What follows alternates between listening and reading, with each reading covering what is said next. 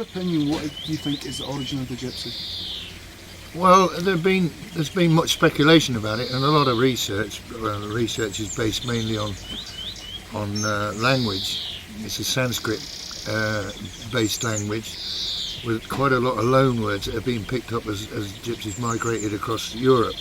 So they've been able to track backwards through the use of these imported words into the language, so to speak.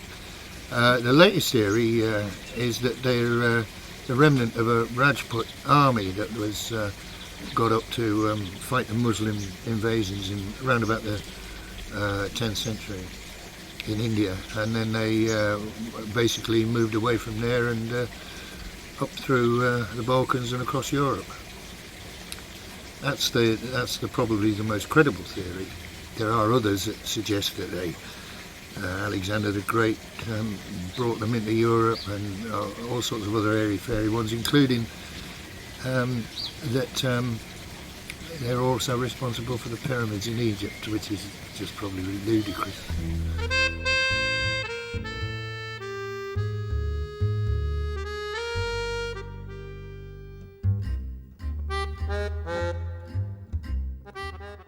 When do the first records of gypsies in the New Forest date from? Well, the first one I found so far was from 1547, which is quite early in the time of the gypsies in Britain, and that was a record in the Southampton Steward's book, the sort of accounts of the city of Southampton. Unfortunately, quite a sparse record, but it does say that the Southampton Steward paid a Flemish sea captain £4 for the transport of the Egyptians. Now, whether that was an outward journey or an inward journey, I've got no idea. But given the laws extant at the time, I should think it was a deportation. But that's the earliest I've found so far.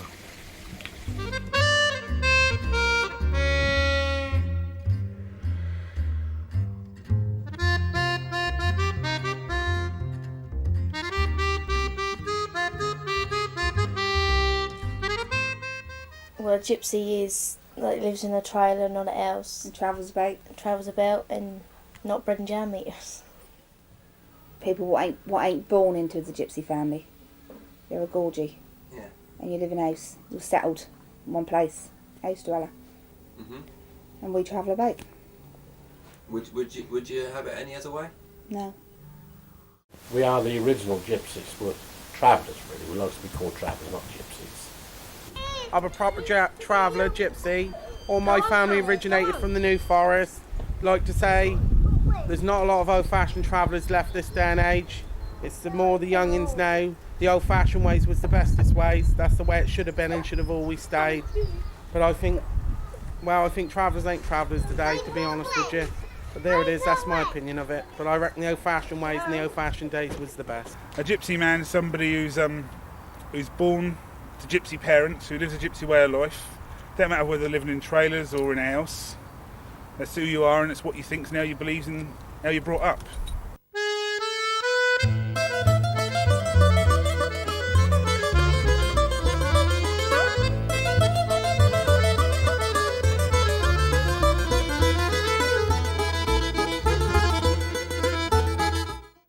In the 50s and 60s, we just got the welfare state by then, and of course the welfare state applied itself to what it had to, like the health service and things like that. But then it started looking at poverty, and of course the returning soldiers from the war wanted a new Britain, and they started looking at poverty.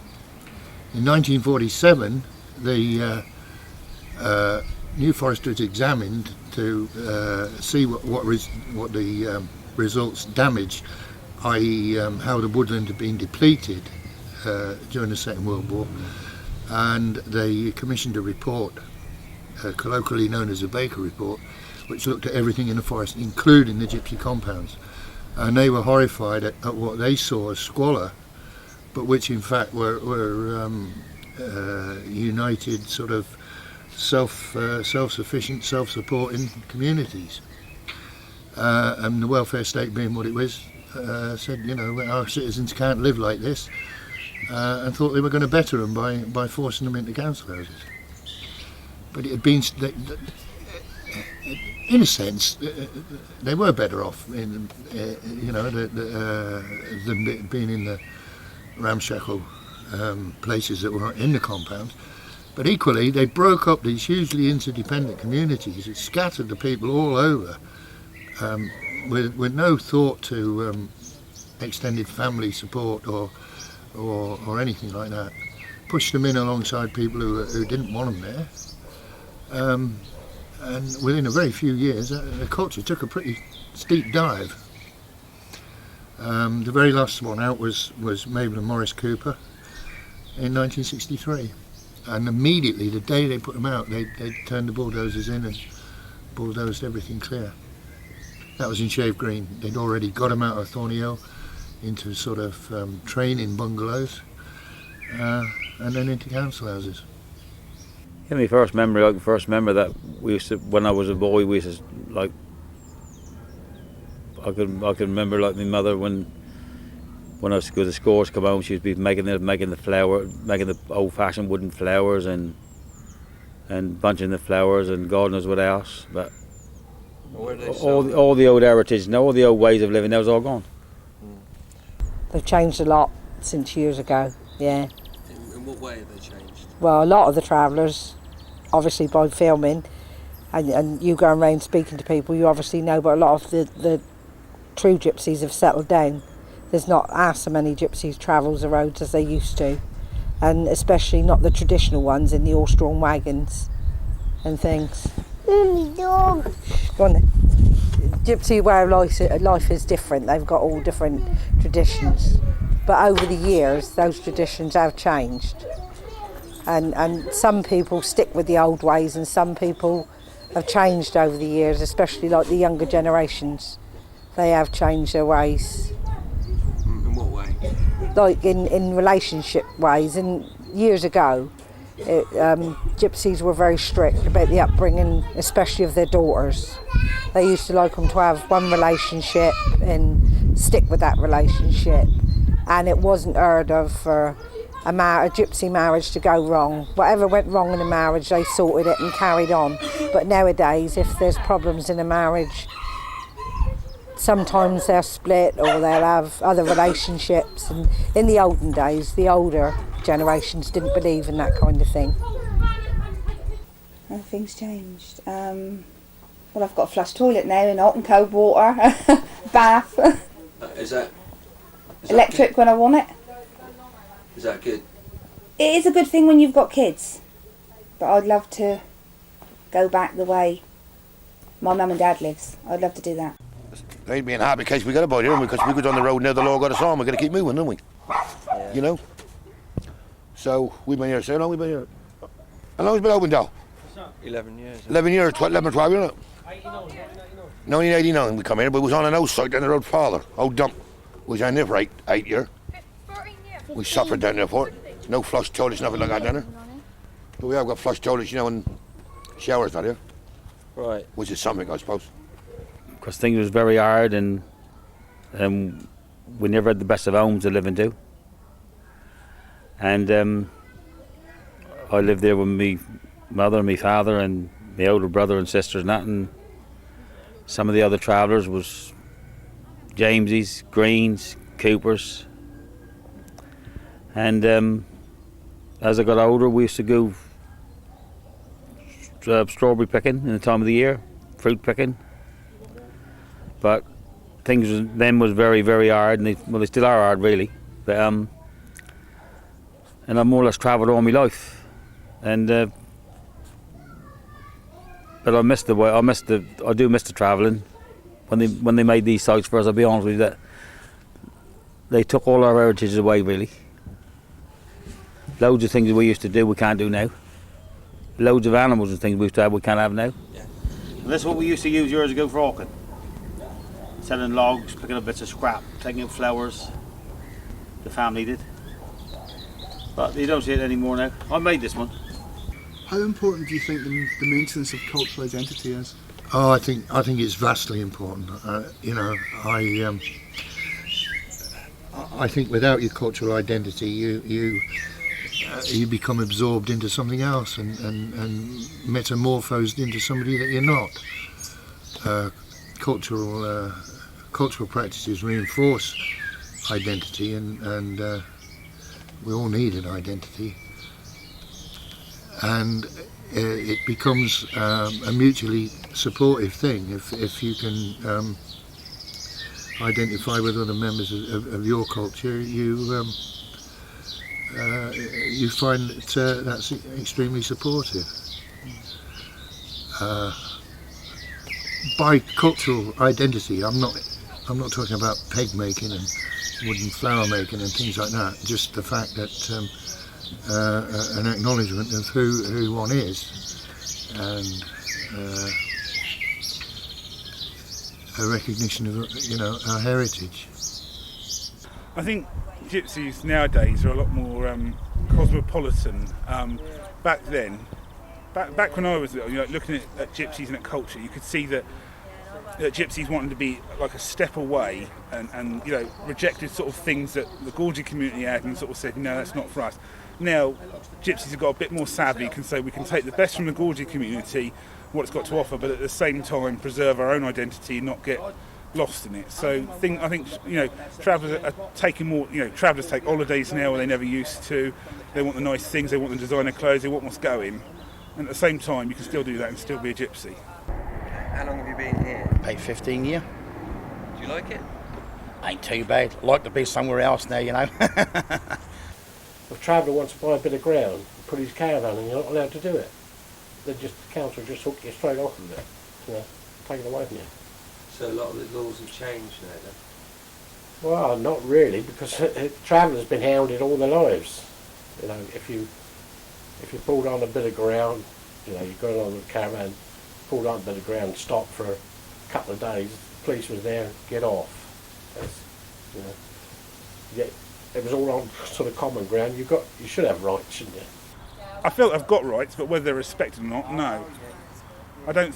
Me personally, living on a site. If I have one objection, it's that they're licences rather than actual tenancies. But the sites themselves are okay. But not everybody's got the benefit of living on a site. So when you think of, in the heart of the area that I work in, there's about 200 gypsy families and provision sites for 40 families. So there's a big discrepancy there that needs to be looked at and addressed. What are the main issues that gypsies face today? Oh, the main issue, without doubt, is accommodation. And by accommodation, I mean all the factors of accommodation. Most of the authorised stopping places or at least the tolerated stopping places have been closed, largely because of urban sprawl. The widening of roads, particularly where roads used to have wide verges, the roads have been widened out right to the hedgerows to accommodate the modern traffic, whereas there was always plenty of places to stop on these broad hedgerows. And more intolerance, of course. Now, with the 1994 Criminal Justice and Public Order Act, the Tory government, under Michael Howard incidentally, as a Home Secretary, took away the duty on councils to provide accommodation land for gypsy sites, which had been there since 1968 Caravan Sites Act. Instead, they told gypsies to provide for themselves, to go and buy their own land and create their own sites.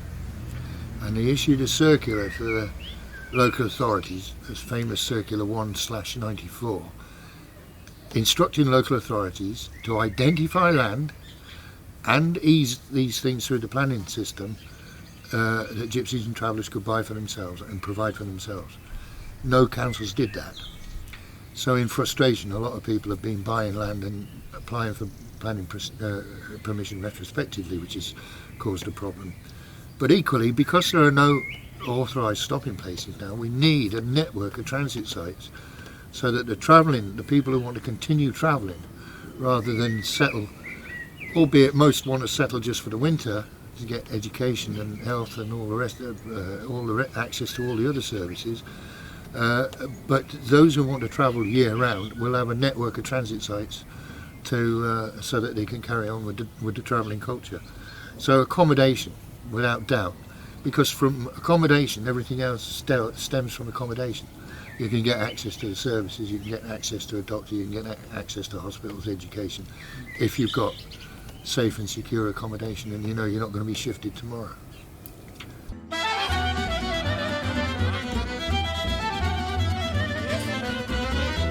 It is a dying breed, and You see your culture surviving? no, we ain't surviving. We're not surviving. What did you think you were going to do when you grew up, when you were growing up? Nothing, just carry on the way everyone else did. Yeah, all done the same thing. Which is? Tree jobs, tarmac, scrap. Be a blacksmith. I like to be a blacksmith, and I do a bit of boxing as well, so I'd like to be a professional boxer one day. I was educated. I was fortunate enough to be educated. I went to school from early, from a 5-year-old. I was started at school, and I did all my schooling right through till I was 16. I didn't have any specific ambition, but I did work when I left school for a while, and I worked on and off till I met my husband. Well, years ago that you could plus there wasn't all this traffic about. Like there was a day we could travel about with the horses and wagons, and we could go fruit picking and hop picking and things. They don't do that anymore in this country now because they got all the machines now that does it, and we can't do anything like that no more. It took the work away from us. And at the end of the day, that there ain't nothing we can do about it. What do you see as the resolution to these issues? Oh, the resolution is to restore the duty on local authorities to provide accommodation land, or at least identify accommodation land that can be purchased, or housing associations can purchase, or whatever, and to institute a task force to oversee the way that local authorities do exercise that duty. Because under the 1968 Act, although the duty was there, it wasn't enforced, and we now need a task force to oversee that. And I think that the problems that we're facing at the moment will disappear at a stroke, both for us and for the settled community.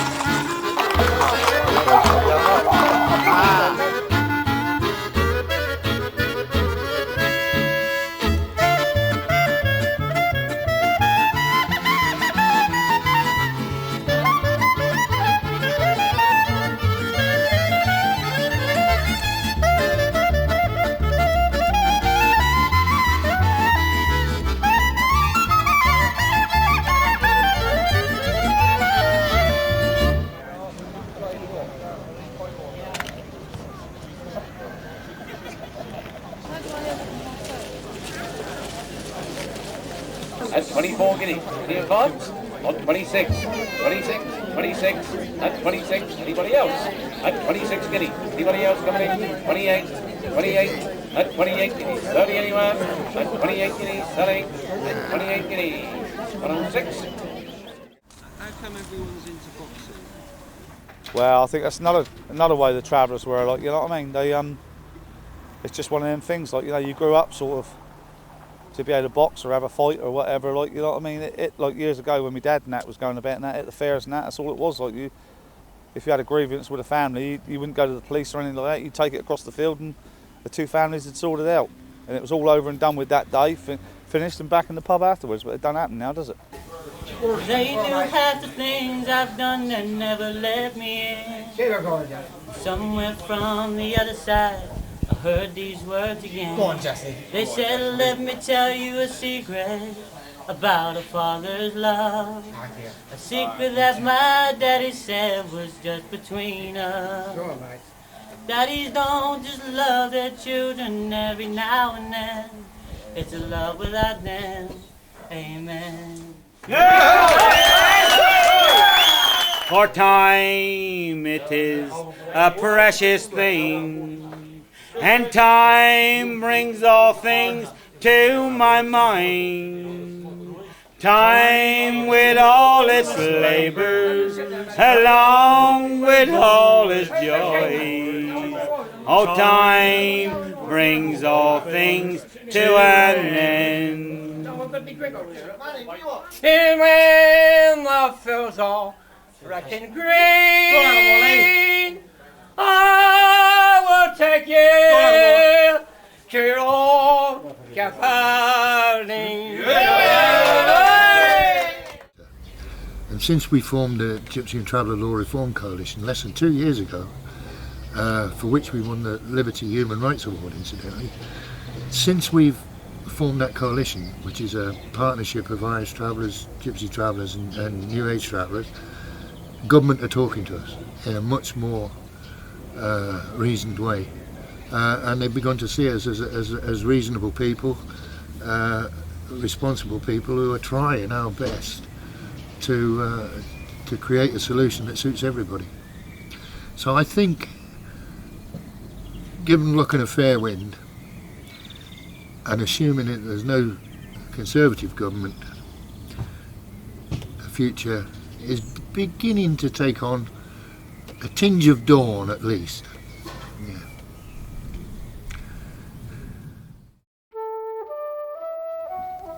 Proud faces, they're tired. Eyes of young and old that show the collective inherited pain, still after 50 years since driven from their forest home. Driven from the enclave atop Brockes Hill in Shave Wood, the place where so many of their kith and kin were birthed and died. Shave Green Compound, a mere motley collection of higgledy-piggledy shacks and tents, yet which were real and vibrant homes, where real lives were lived and real loves won and lost, real troubles and real happiness ran their course. Driven by the do-gooder welfare state into unsuitable housing, bricks and mortar dwellings, characterless and spiritless. Driven apart from the interdependent community, from extended family and close friends. Driven to choose between confined insecurity or the open road again. Those that chose to move on were driven into the endless cycle of evictions and harassment. Those who remained, driven ever deeper into cultural decay and pain. Some were driven to settle by the sewage works, the stinking, disease and vermin-ridden bare patch of earth, unsuitable for human habitation, yet good enough for gypsies. But here at last, the very brickfields, a glimmer of hope, scant and bare, yet hope still. Proud faces with a newly arisen sense of self, a newly arisen political awareness, and a newly arisen demand for equality and the determination to fight to belong. Tired eyes beginning to find some peace, perhaps,